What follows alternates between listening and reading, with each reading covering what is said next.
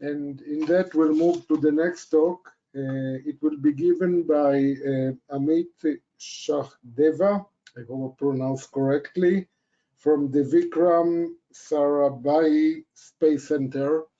You give us very strong, very tough challenges in pronunciation. Thank you. The floor is yours. But we cannot hear you. Can someone, can you unmute yourself?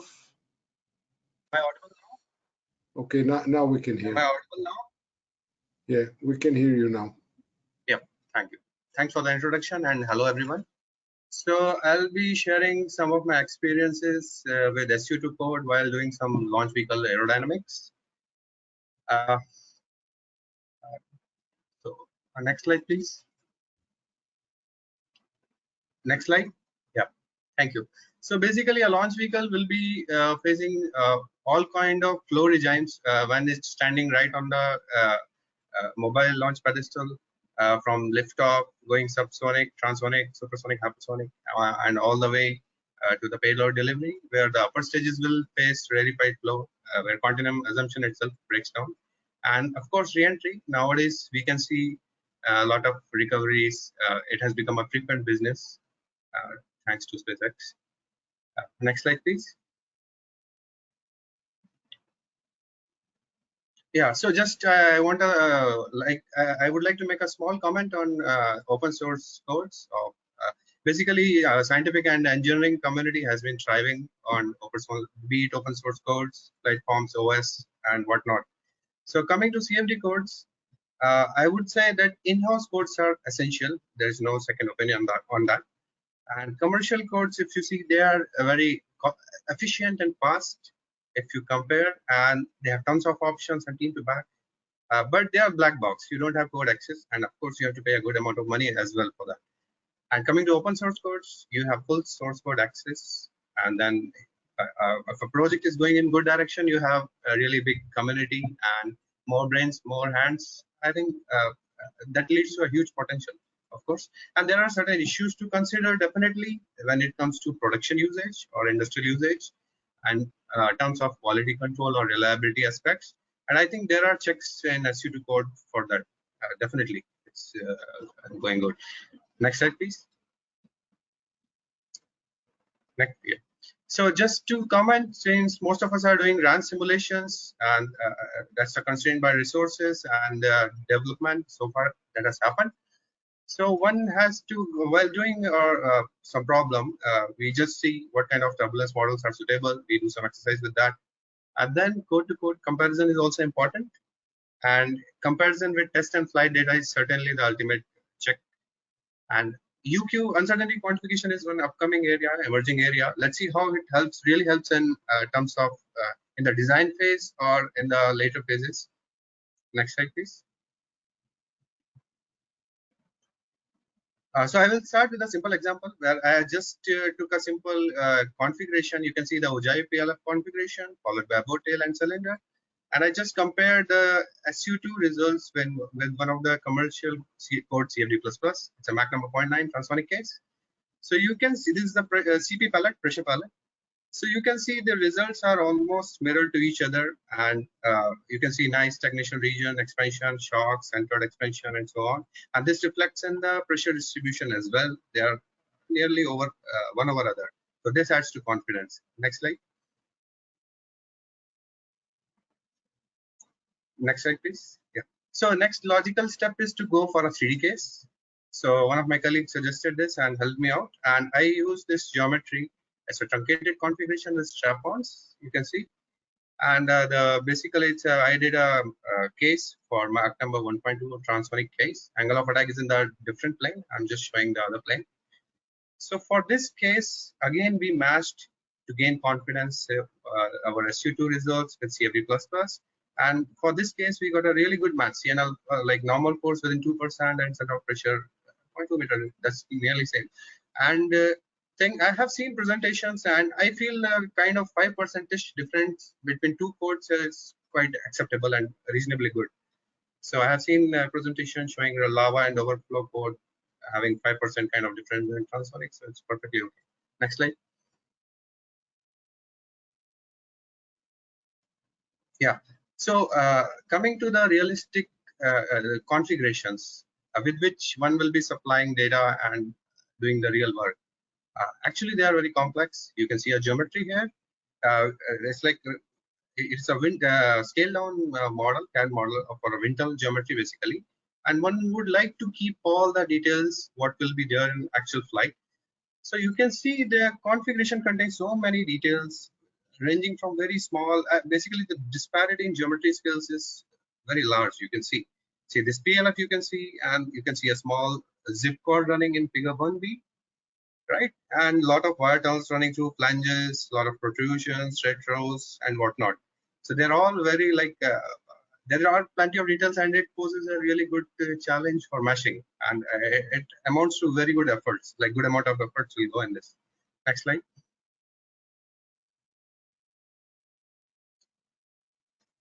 Yeah, so this mesh we generated in pointwise, and basically you can see various details, all the surface mesh, all the flow features I tried to capture with good accuracy, and everything was captured mostly. And you can see on the right hand side some cut sections. Locally I have refined the mesh so we can capture the flow features accurately and crisply. And I allowed the boundary layer mesh to grow to isotropy, and so all like we have a nice transition, and we have got all the boundary layer capture. So I use prisms in the boundary layer and text in the far field, and I tried to maintain vipers close to 1, around 55-60 million kind of cells. Next slide, please. So this is a typical convergence plot for axial force, normal force, and pitching moment. And there are certain settings I used. So basically, maybe you can say this normal force and MZ looks little oscillatory. It's basically depends on numerics also, if you're using a low dissipation scheme and various other settings. But actually, it's a little blown out. Y-axis is a little blown out, and this is all within 2.5%. So one can easily take a mean of where it stabilizes, and we can have a final number. Next slide, please. So you can see a nice picture. It's a Mach palette for Mach number 0.95, and you can see Mach contours, and all the nice features are captured nicely. Expansion, shock, and base flow region. You can see and interaction, everything. And by the way, I would like to say that I have used ParaView. It's a really powerful open source tool and a lot of capabilities. It does a really good job. Next slide, please. Yeah, so I'm just seeing a series of Mach number transonic cases, whatever I attempted. So starting from Mach number 0.8 on the top left.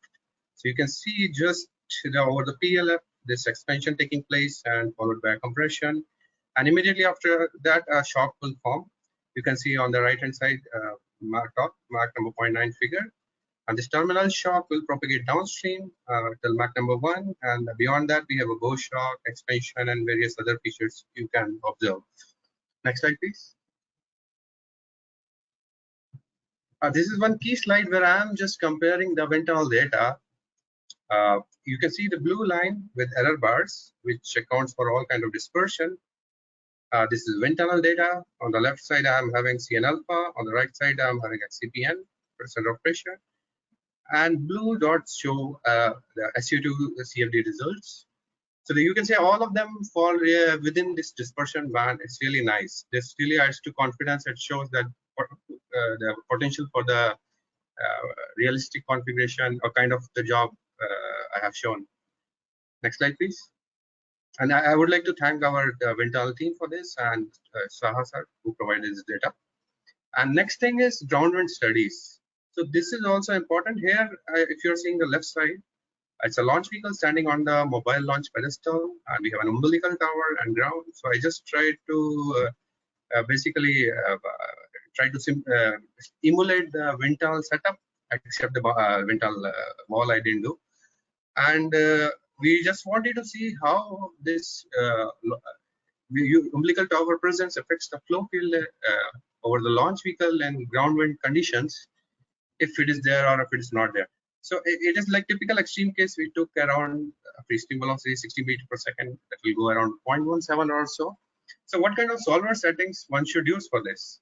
So ideally, it will be right away choice should be pressure-based solvers. But if one is sticking with the density-based framework, time derivative preconditioning or pseudo compressibility approach is the way to go. So for this, doing this work, we had done certain mode. Next slide, please. Yeah. So there are schemes. So in time derivative preconditioning, basically one has to multiply a matrix for time term, and then one has to tune the numerical dissipation. So for this Mach number, this numerical dissipation tuning alone can do the job. And here this scheme AUSM plus UP and UP2. This UP is by Leo and 2012, a later version by another author. So here basically the numerical dissipation, the problem is numerical dissipation does not scale properly. When in the lower Mach number limit, it becomes excessive and you have corrupted solution or inaccurate solution. So here basically this dissipation is tuned based on preconditioned eigenvalues. And I have implemented these two schemes in SU2, and we had two merge pull requests in SU2 6.2 version 6.2. Next slide, please. So this is a typical NACA 012 airfoil, Mach number 0.01, which is very small actually. So you can see rho scheme and the stagnation region. You can see inaccuracies, higher stagnation value 1.3 something, which should be 1 actually. And with the AUSM plus UP, it's perfectly fine, 1, and nice contours you can see. Next slide. So the same thing can be observed in the pressure distribution. Next slide. But here I would like to add one point. Basically the result accuracy is improved, but since we have not used preconditioning matrix, the convergence stalls. So I'll come back to this point later. Next slide. Yeah, this is a transonic check for the same implementation. Next slide. And this is a hypersonic case I did, and I would say it is still a tricky or difficult problem to deal, and it requires some sort of basically adaptive stabilization in different regions. That's how some of the commercial cores deal with it. And yeah, next slide. So coming back to the problem, so I will quickly tell few results. Basically, if you see the flow going for this particular phi minus 270 in our convention roll angle. So here this actually, if this umbilical tower is not there, you can see that on the right hand side figure, the streamline turning and stagnation point shifting to the left. And actually it results in a additional normal force, which otherwise would not have been there. So these kind of effects are there. And coming to the total coefficients, for certain roll angles, we had good match, but for certain roll angles, it was off. That is primarily due to the complex flow physics and limitation on turbulence models, perhaps. And this is a typical convergence plot. Yes, it took good amount of iterations. Next slide. So you can see the comparison if the UT is there or it's not there. How the loads will be on windward and leeward strap-on. On the left side, blue curve is windward strap-on. As I said, it shifts. So you have a normal force. And in the case of no UT, you don't have. And leeward strap-on is not affected that much. Next, please. So then the next one of the point I wanted to emphasize, the background of this comes from, like I have seen some of the students and PhD students where I work and masters. Basically, they do, those who specially work with the algorithm development, numerical scheme, Riemann solvers, and so on. They write 1D codes or 2D single block code, or maybe multi-block code or 3D single block code, and they publish good papers also, JCP. So basically, what I wanted to emphasize that same work and idea can be tested in unstructured grid framework also easily, because it takes a lot of effort to make an unstructured code. So one need not reinvent the wheel, and SU2 can be used as a platform for the same. So if you go next slide, please. So this is one example where numerical diffusion tuning. This is a work by Dr. Jayashankar and Rao. So what they did was, if I say the interface flux at the top, so that's a sum of left and right flux and a diffusion term. A typical diffusion term can be like difference between left and right state, and alpha is a term. If we say a highly numerical distribution scheme like Ruzanov scheme, or to say LLF, it's basically the maximum eigenvalue. But this scheme is very diffusive and it just produces unacceptable result, but it will be stable. So what they did is they did a simple modification. They multiplied it with a diffusion regulation term, which is based on the jump in the local Mach number. And there are certain parameter, tuning parameter delta, and one exponential term. This scheme behaved exactly like, or very close to Rho scheme, which is a very low dissipation scheme and involves a lot of computation. So this was the thing. So what I wanted to do is I wanted to test their two folds. Like I wanted to test their idea in a 3D for a 3D problem and an unstructured grid framework. And another thing, I just wanted to test how this. They didn't do it for a second order numerical dissipation, a second order scheme for low dissipation numerical scheme. So I just wanted to test what we can do with that, or some small experiment I can do. So I just did like this exponential term I avoided, and just I played around with this whatever I have arrowed on the right hand side, and I just played with delta and saw how it behaves. So what kind of additional amount we can give, so things doesn't go haywire. Next. So you can see Anaka 1 to F5. So as I'm reducing dissipation, you can say convergence is becoming poorer and wiggles in the solution. So this is like, I would still say delta 1 is also okay, 0.75 volts, so maybe okay. Next, please. I'll go quickly. Next slide, please. Yeah. So it's again, you can see zoomed up views. I'll skip it. Next. Next slide. Another ramp case. So here, right bottom picture, if you see row DR. So and just left to that row. So even the low dissipation scheme has scope, and you can just improve a bit further. And of course, it's a test by test case basis. But I meant to say here, I'm just telling that you have a good scope and you can play around and put your ideas and test. Next. Next slide, please.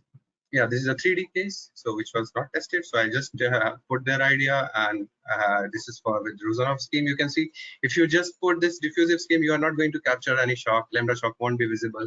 But once you put this DR, it's nicely visible, and this is reflects in the data as well. You can see in the CP comparison at two sections. So the low dissipation version follows it quite nicely. Next, please. So another last thing I just wanted to say is when I implemented this AUSM plus UP and UP2, so for okay, we are getting good accuracy for the low dissipation, but as then another thing was this was there was a problem with Jacobian probably, because the Jacobian was inconsistent. It was row Jacobian. So I just worked out the Jacobian with respect to conservative variable and implemented in 6.2. And you can see the residual or stall, and there is no progress, that green line at top. But once you put the consistent Jacobian, you have nice, but much better convergence. And this is a lid driven. This was done on lid driven cavity case. Next, please. So this is another transphonic case, inviscid case. So I could go with higher CFL number. So the thing is, this work, when I was doing this work, Pedro also was doing hybrid Jacobian, where he was implementing analytical plus numerical Jacobian combination, and he did that, and he just had a pull request. So after that, I didn't consolidate this work, and we had a good discussion, and there was some story of the SLAU scheme also. It was a really fruitful discussion. Next, please. So looking for the robustness, accuracy, scalability, and as conclude. Sorry. We're about out of time, I'm afraid. Yeah, I'll wrap it up. Sure. So basically, robustness, accuracy, scalability, they are important. And yesterday also this point came up. And when really you are going for production uses, they are of paramount importance. And more turbulence model to deal with wider variety of problems. And higher order SRS development, I think good development is going on already. And chemically reacting flow jet simulation, NEMO is the answer for that, I suppose. Then overset capabilities are desirable if you see one has to deal with moving body problems. Next, please. So in this work, we try to demonstrate a potential usage of SU2 code for complex geometries for launch vehicle configuration. We have done code-to-code comparison with tunnel data, and just try to show we can modify the code and make it used for specific purpose. And unstructured, it's basically it can be a good platform to carry out research in unstructured grid framework. Next. So I would like to acknowledge my seniors, Dr. Pankaj. He always supported me for carrying out work with SU2. Sri Vinod, Sri Sanjoy, Dr. Patil, Dr. Ashok for all the technical discussion and support and all the resources I could get, and ADSG group, members of WTG group. And I would like to thank Dr. Ekaraman, Eduardo, and Pedro. So I had a lot of discussion with them and on CFD Online, of course, and GitHub. So thanks for all that. And yeah, thank you, I suppose. Thank you, Amit. I must say it was a very interesting talk, and I really appreciated the combination of comparison with experiment and also deep insight into the different nature of the different schemes. In the question, I see that Pedro also agreed with me, and he said he wrote that this result should be a good contribution to the SU2 VNV suite. So we urge you to upload them to the GitHub. Also, Juan have asked, Amit, what is the most critical condition where you want most accuracy in your error loads? QMax, do you think your runs predictions could be improved by using a transient scale resolving simulation such as DDS or War Model LES? Yeah, so basically from low structural loads point of view, if you see Qmax is the critical point, yes. And coming to scale resolving, first thing is many things are taken care in the design phase itself, so that considering aerodynamics also. And coming to scale resolving simulations, so the primary or URANs, suppose. So URANs, we had seen one case, basically where RANS doesn't match, and there would be cases like there are low frequency dominant vortices in some places. So for such cases, definitely you have to go with URANs, but practically you should avoid such configurations. And second thing is coming to scale resolving simulations. A lot of development is going on, and their usage basically lies in aeroacoustics or noise prediction, and they are actually very costly, especially if you go to this scale and hire an ensemble. I have not done any, but I feel second order they are really costly, and one has to really do experiments and see how. I still feel personally it's evolving, and we hope to see certain good things happening in near term. Okay, thank you very much. Very interesting talk. And with Thank this, you. thank you.